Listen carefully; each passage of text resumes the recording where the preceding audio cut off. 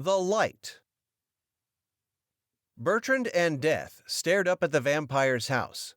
The house scowled back at them. Bertrand didn't take his eyes off the building.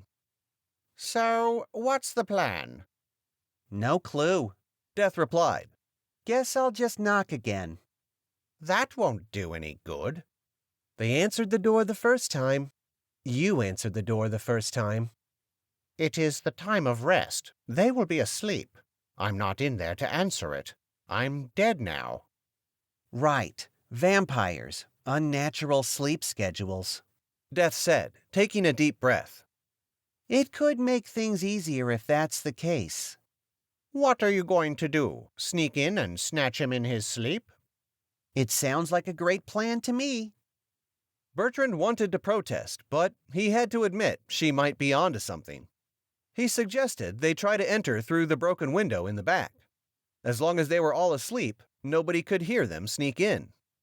Bertrand got Death up to speed on the sleeping chamber in the basement while they walked around back.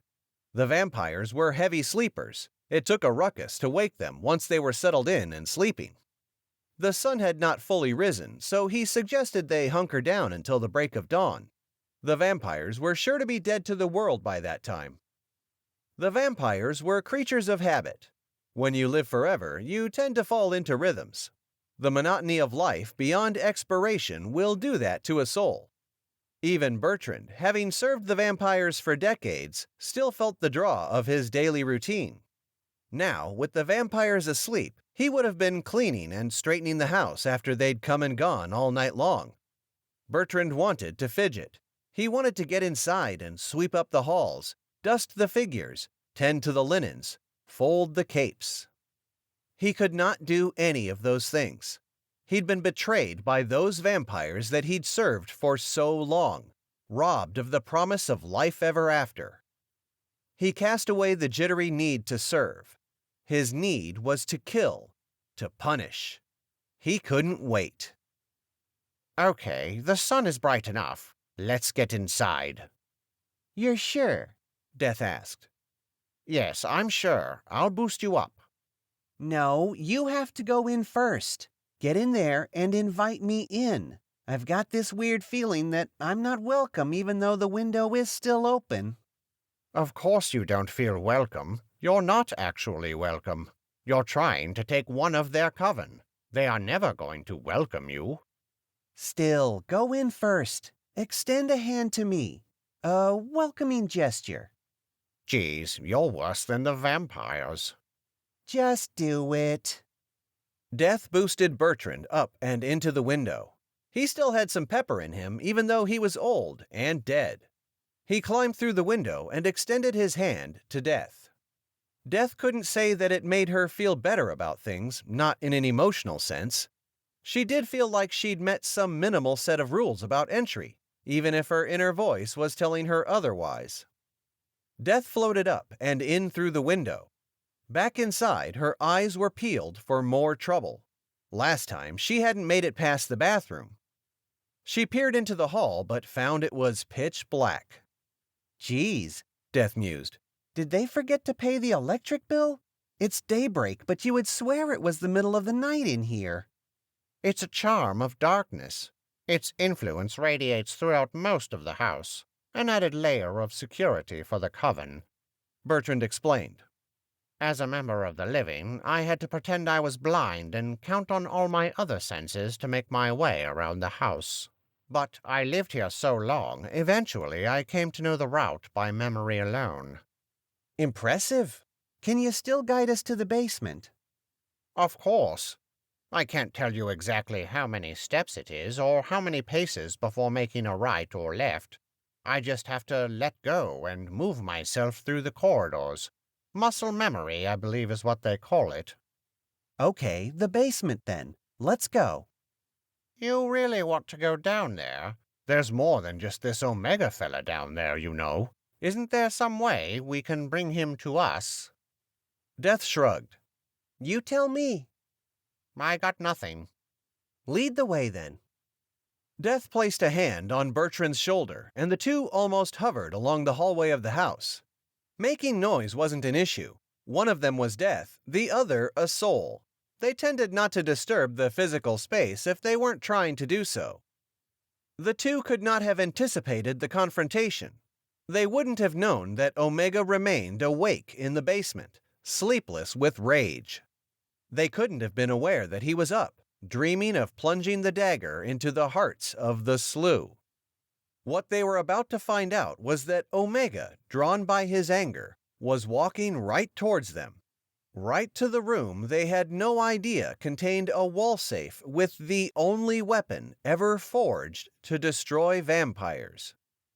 Bertrand's muscle memory wasn't anything like vampire echolocation. Omega saw the two coming before they knew he was up and about. Omega halted in place, sensing the presence of others. He was able to see two figures. One stood out in the shadows of his mind's eye. His sonic senses were remarkable. He could see death like a fuzzy image of static on a television. He should have known death would be back for him. He'd become too wrapped up in all the vampire business. And then, finding out he was the last, a super edgy, cool vampire, he wasn't interested in what death had to offer. He wasn't sure what to do about death. His first night as a vampire was spent hunting the living. Death wasn't alive. He wasn't sure how to take that on. He cursed. Death stood between him and the dagger. He would need to avoid death for now. He took to the shadows and waited for death to pass. The pair hovered past Omega. He recognized the second as the soul of the man he'd devoured when he awoke after being transformed. The death must be here for the familiar then, not for Omega. Just as well. Omega slithered through the shadows and headed back to the dagger room when the other two slipped out of sight. Bertrand stopped when he turned the corner. Have you lost your way? Death asked. No, it's something else. I heard something back there. I'm sure of it. I think we need to double back. This may be a trap. I didn't hear anything, Death said. It wasn't a sound, but more like a lack of sound. Like an echo that should have been there but wasn't. Like something occupying a space that should have been there but wasn't. A vampire hiding in the shadows, perhaps. You said they would be asleep. Death raised her voice, but only to a whisper. They may have posted a sentry after you showed up last night. I will not leave without my soul, Death assured Bertrand. You won't have to. We must turn back. Death sighed. I knew there had to be a good reason they teach you to work alone. Death had little choice in the matter. She followed Bertrand back through the dense darkness of the house. She paid more attention to what she was hearing, but didn't pick up any unusual sounds. Not until they were back where they started, inside the small bathroom. Death heard a sound clear as day, which was good because it was day. The morning sun was piercing through the broken window of the bathroom.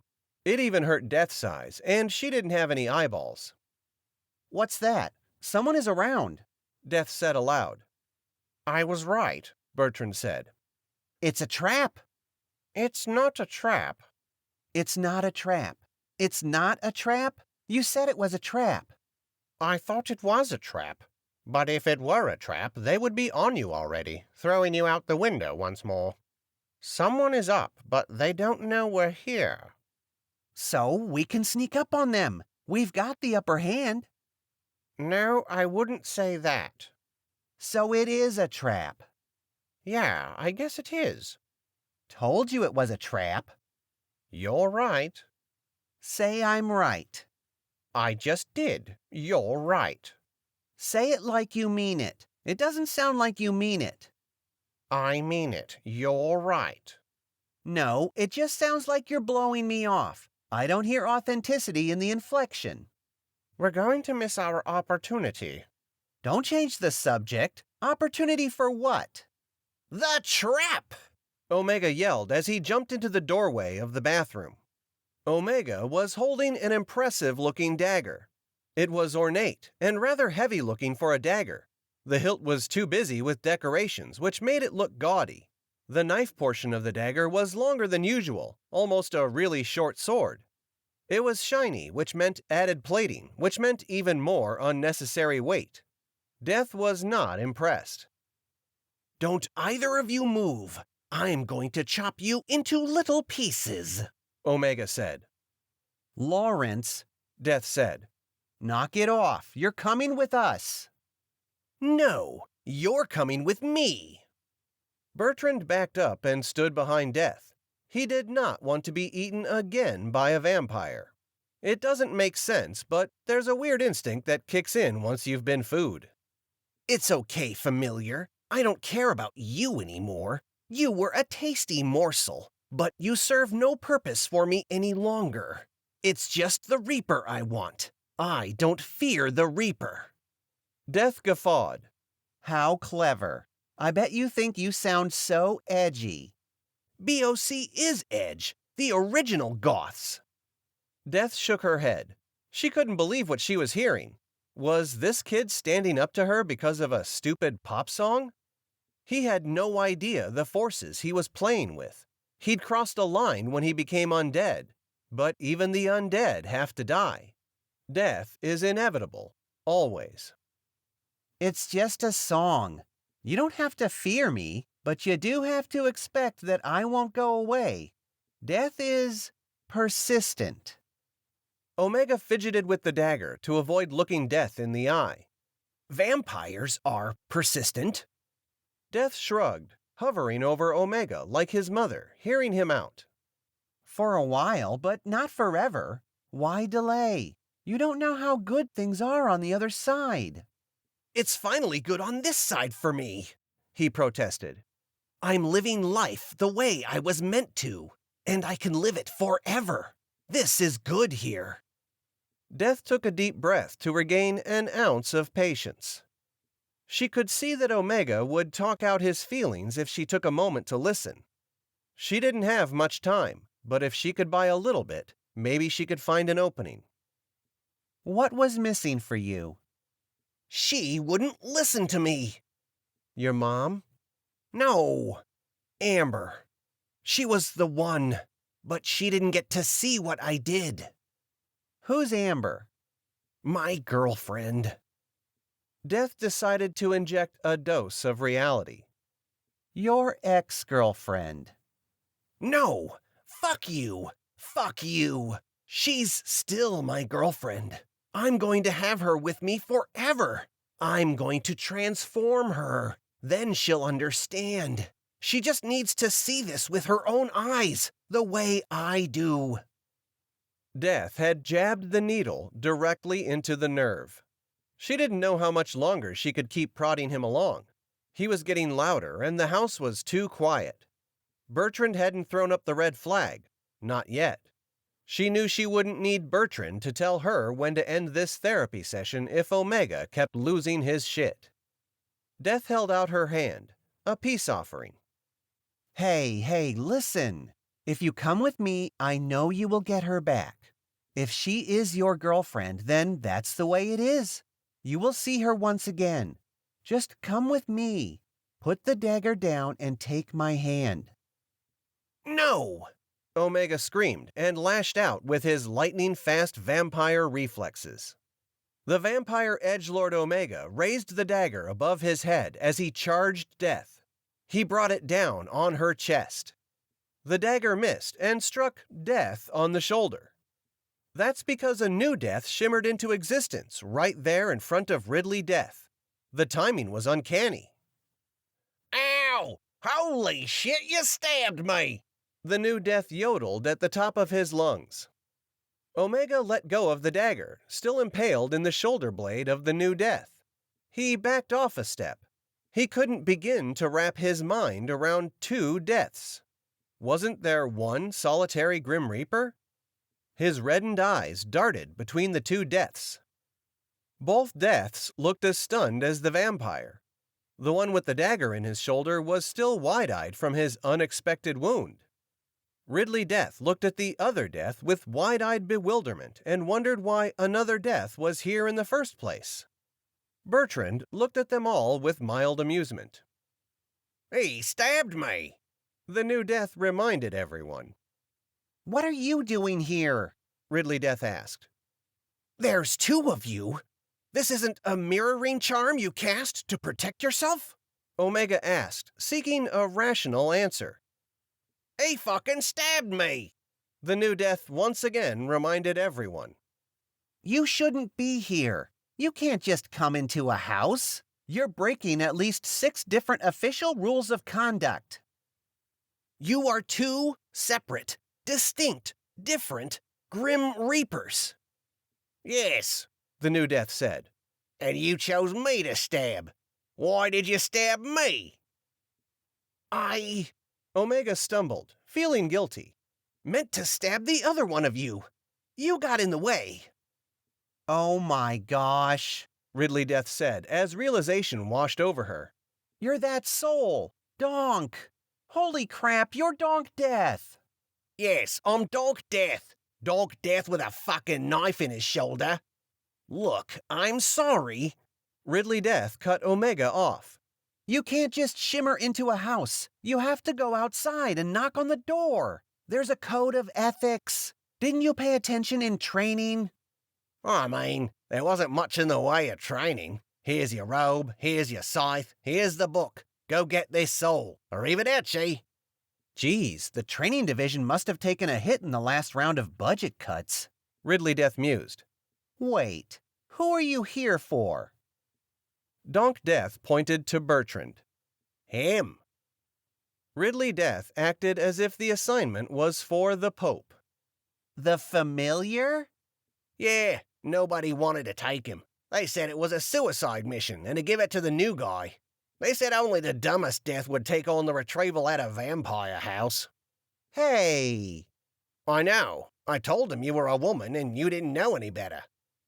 Ridley Death swung her scythe in a swift lateral arc. It cut through Donk Death's tattered black robe, trademark, and neck vertebrae. His skull head thunked against the floor. Ridley Death found the sound satisfying. Oh shit! Death killed by death! Edgy as fuck! Omega laughed. He's not dead. He's Death. Unfortunately. Pick your head up. It felt good to finally be able to do that. Donk Death's headless body lifted his skull back onto his neck. It fused back to his form without an issue. He reached inside his tattered black robe, trademark, and fished out his portable stereo headphones. The other three watched as if they were seeing a vaudevillian act for the first time. Death looked ridiculous with headphones on. Really? You're going to use the Great Rock Box of New Jersey on yourself? What? Donk Death said, spreading the headphones out to mount over his skull. It's not like I can wear earbuds. No ears. He smiled as he placed the foam speakers over the places where his ears would have been if he had any fleshy parts. I like listening to music when I work. He continued as he manipulated the buttons on the Walkman's body clipped to his hip. Whoa! Slippery when wet. Classic. Donk Death began his odd undulations once more. He hoisted the shaft of his scythe across his body and played it like it was a guitar. What a sheep, Omega said, and reached to pull the dagger out of Donk Death's shoulder. Ridley Death grabbed his arm.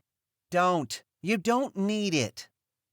A fire burned inside Omega's frigid body. It was fueled by angst. He was not going to leave with Death, not when he had eternal life ahead of him. An eternal life he intended to have his love, Amber, join him in. He, the king of edgelords, she, the queen of goths.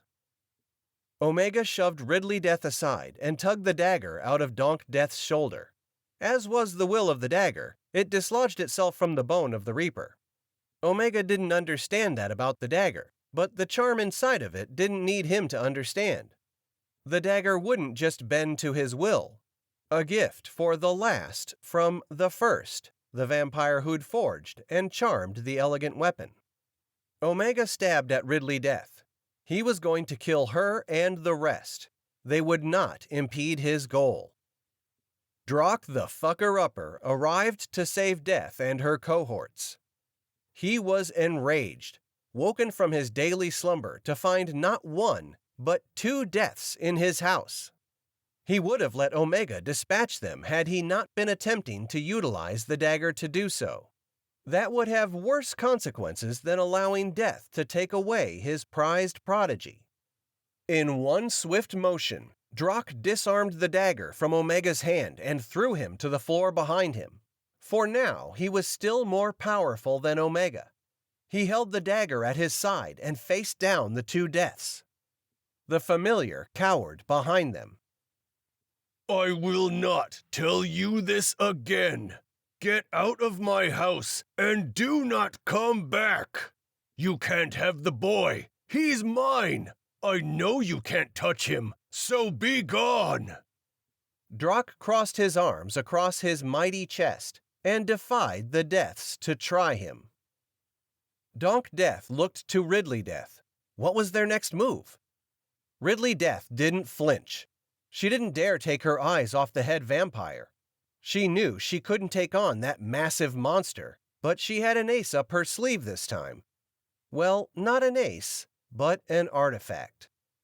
Death wrapped her skeletal hand around the living daylights, placing her hand over the light lens, which also activated it with a mere depression. She knew the vampire could move faster than she could. She had to get the light on and out of her robe before he could whir into action. She needed a distraction. Hey, Death, She said out of the side of her mouth toward Donk Death. I think it's time to rock. Donk Death furrowed the brow ridge over his eye sockets and said, I don't think it's time to rock at all. Drock knew something was up. Don't even think about it, Reaper. Death, don't you want the music to take you away?